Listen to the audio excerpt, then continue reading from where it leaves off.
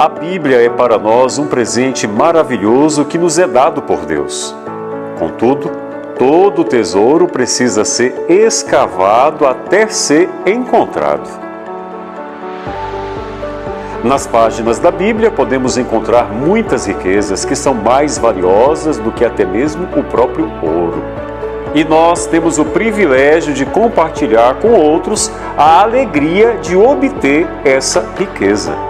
Estamos aguardando você para juntos desfrutarmos desta jornada em busca do maior tesouro que essa vida pode nos oferecer.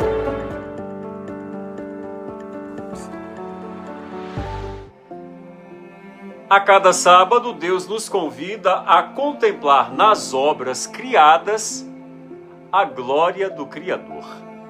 O livro dos Salmos sempre foi o grandinário contendo louvores não só dos judeus, mas também da igreja cristã. Basta lembrar que o Antigo Testamento é citado cerca de 350 vezes no Novo Testamento, sendo 116 delas dos Salmos. Hoje, 31 de maio de 2025, último sábado do mês de maio. Hoje o dia ele é muito especial para a família Rocha, estou me referindo à minha família. Meu pai, o senhor José Américo da Rocha Lima, está comemorando mais um ano de vida. Feliz aniversário, painho, que o Deus Eterno continue abençoando a sua vida. Como de costume, no dia de sábado temos o desafio de ler 5 capítulos da Palavra de Deus. O resumo de hoje está baseado em Salmos 10, 11, 12, 13 e 14. O Salmo 10, cuja autoria não é designada a Davi, é suscitada a justiça de Deus para com os pobres, os desamparados e os órfãos. Por mais que o perverso o aflinja, há um Deus que os defende. Salmo 10, verso 14. Que lhes fortalece o coração. Salmo 10, verso 17. Que lhes fará justiça. Salmo 10, verso 18. Salmo capítulos 10, verso 4 traz realidades tristes e completamente atuais. Primeiro, a soberba humana, quando o homem deposita sua confiança em si mesmo, considerando-se autossuficiente. Segundo, a falta de interesse em conhecer a Deus, em que o estudo da palavra de Deus é negligenciado, dando lugar a filosofias e vãs sutilezas. Então, o resultado torna-se inevitável. Deus não tem mais lugar na vida de quem não o busca. O engano arrebata o coração e suas ações, então, tornam-se opressoras e cruéis. Precisamos ter muito cuidado com o que andamos, com o que ouvimos e ocupamos a nossa mente. Lembrem-se de que a Bíblia não chama de ímpio e de perverso apenas os homicidas, ladrões e blasfemadores, mas ímpio é todo aquele que não anda de acordo com a palavra de Deus. O salmista então clama ao Senhor pela derrubada dos ímpios. Levanta-te, Senhor, ó Deus, ergue a mão, não te esqueça dos pobres. Salmo 10, verso 12. E quando Jesus esteve aqui, ele mesmo se fez pobre, andando entre os pobres e os rejeitados de Israel. Sua vida foi o perfeito exemplo de como devemos proceder e de como Deus nos ama sem fazer acepção de pessoas. Hoje temos o privilégio de ter em mãos a santa palavra de Deus e devemos examiná-la, investigá-la, deixando de lado qualquer soberba, para que todas as nossas cogitações sejam para declarar: o Senhor é Rei eterno. Salmo 10, verso 16. O Salmo 11 tem apenas 7 versos e contém uma mensagem poderosíssima. Davi começa o Salmo com a expressão: no Senhor me refugio. Salmo 11, verso 1. Para quem tem a Deus como refúgio, não tem que temer o dia do juízo, porque Deus é o juiz. Do seu santo templo, Deus contempla tudo o que acontece no mundo e também em nosso coração. Salmo 11, verso 4. As provações não vêm para nos reprovar, mas para nos fortalecer, fortalecer o justo e resgatar também o ímpio. Salmo 11, verso 5. Só que chegará o dia em que a graça dará lugar ao juízo, e todos aqueles que não largaram o pecado receberão o que não foi preparado para o ser humano, mas para o diabo e seus anjos: o castigo eterno. Salmo 11, verso 6. Seguir pelo caminho reto não é fácil, não é verdade? E muitas vezes as provas o tornam ainda nada convidativo. Mas quando conhecemos verdadeiramente aquele que nos guia e nos ampara no final da estrada, olhamos para o caminho largo e atrativo deste mundo e ele já não nos encanta mais. Amém? Porque o nosso maior desejo é ver a Jesus, o nosso Senhor, justo, face a face. Salmo 11, verso 7. Na prática de sua amável justiça, Deus autorizou a maior injustiça que já houve nesse mundo, a morte do justo, Jesus Cristo. O inocente morreu por causa dos nossos pecados. Somos justificados por meio daquele que nos amou. Se nele permanecermos, em breve a sua justiça abrirá os nossos olhos para vê-lo e estaremos para sempre no eterno refúgio. Sem sombra de dúvidas, estamos vivendo nos últimos dias da história deste mundo e do pecado.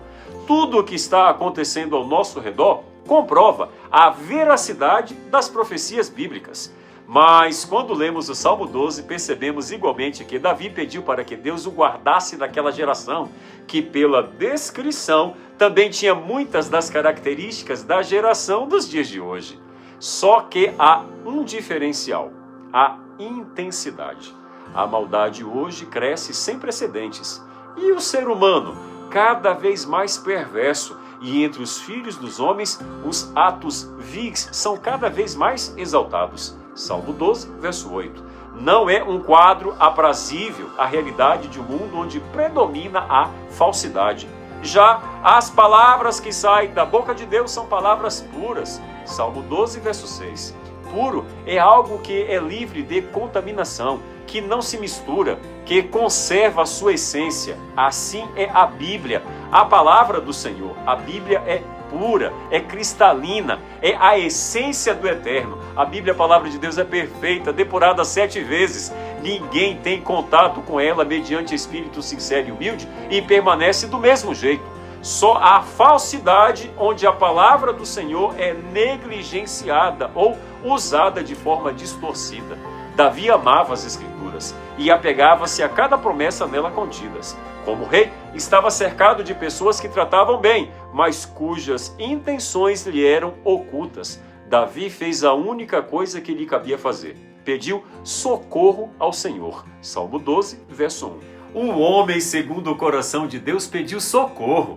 Não devemos nós, muito mais hoje, recorrer ao mesmo contato de emergência de Davi? Precisamos nos apegar cada dia mais às puras e perfeitas palavras do Senhor e pedir por socorro ao único capaz de nos livrar desta geração perversa. O falso é desmascarado quando o verdadeiro se descortina. Apegue-se então ao Senhor e à sua pura palavra e continue firme na jornada do ano bíblico. Davi inicia o Salmo 13 com a seguinte pergunta: até quando, Senhor? E prossegue: até quando? Até quando? Até quando, Senhor? Salmo 13, verso 1. Possivelmente esta seja uma pergunta que todos nós já fizemos um dia a Deus, cada um de acordo com a sua dificuldade. Até quando, Senhor, vou ficar desempregado ou desempregada? Até quando, meu Deus, vou ter que passar por esta angústia? Até quando terei de sofrer com esta doença, ó Deus? A oração de Davi, ao contrário do que aparenta ser os primeiros versos, foi uma oração de fé. É mais ou menos assim com que age de igual forma. Até quando, Senhor, vou ficar desempregado? Todavia, confio no Senhor e naquilo que o Senhor me prometeu, que há de me sustentar com a herança de Jacó. Isaías 54, verso 14. Até quando, meu Deus, vou ter que passar por esta angústia? Mas eu confio em Deus, pois por meio de minha aflição Ele me livrará. Jó 36, verso 15. Até quando terei que sofrer com esta doença, ó Deus? Contudo, confio no Senhor que me sara. Êxodo 15, 26. E que me diz que nem a morte poderá me separar de seu amor. Romanos 8, 38 e 39. Você percebe a diferença? Esta é a conotação deste salmo. Deus não requer que você iniba seus sofrimentos, mas que você expresse os seus sentimentos durante o sofrimento a Ele em oração. Quando nos firmamos em Deus, em sua palavra, e permitimos que a Bíblia seja a luz para iluminar a nossa jornada aqui na Terra, o Espírito Santo faz crescer em nós a fé genuína, e até as provações deixam de fazer o efeito negativo normalmente esperado. As marcas se acumulam, mas muito mais é desenvolvida em nós uma fé inabalável e pronta para eclodir em regozijo e em cânticos de gratidão. Salmo 13, versos 5 e 6. Você tem sido um homem ou uma mulher de oração? Todos se extraviaram e juntamente se corromperam, e não há quem faça o bem, não há nem um sequer. Salmo 14, verso 3. O Salmo 14 contém uma séria advertência e, ao mesmo tempo, uma grande esperança. Apesar da corrupção que se alastra e torna o ser humano cada vez mais imerecedor da graça de Jesus Cristo, a ausência de mérito é a razão pela qual a graça nos é estendida. Todos nós estamos inseridos no grupo citado em Salmo 14, verso 3. A Bíblia é bem clara ao usar a expressão todos se extraviaram. Todavia, o texto continua ressaltando que há duas classes de pessoas: os obreiros da iniquidade, Salmo 14, verso 4, e a linhagem do justo, Salmo 14, verso 5. Como vimos, a graça é inerente a Deus e somente a Deus. Falando ao pé da letra, somos desgraçados, porquanto desprovidos de graça. Mas a graça nos é enviada como uma das maiores provas do inexplicável e incondicional amor de Deus por cada um de nós. Porém, quando ela é rejeitada, os pecados ficam aparentes e, de forma consciente, os obreiros da iniquidade tornam-se mensageiro das trevas e declara: não há Deus. Salmo 14, verso 1. Misericórdia, Senhor. Que a minha vida e a sua vida jamais seja pedra de tropeço, mas que, escondidas em Deus, seja a maior prova de que há um Deus, que Ele é único e Senhor e soberano da nossa vida, e que possamos confiar plenamente nele e acreditar que em breve Ele há de se manifestar nas nuvens dos céus para vir nos buscar.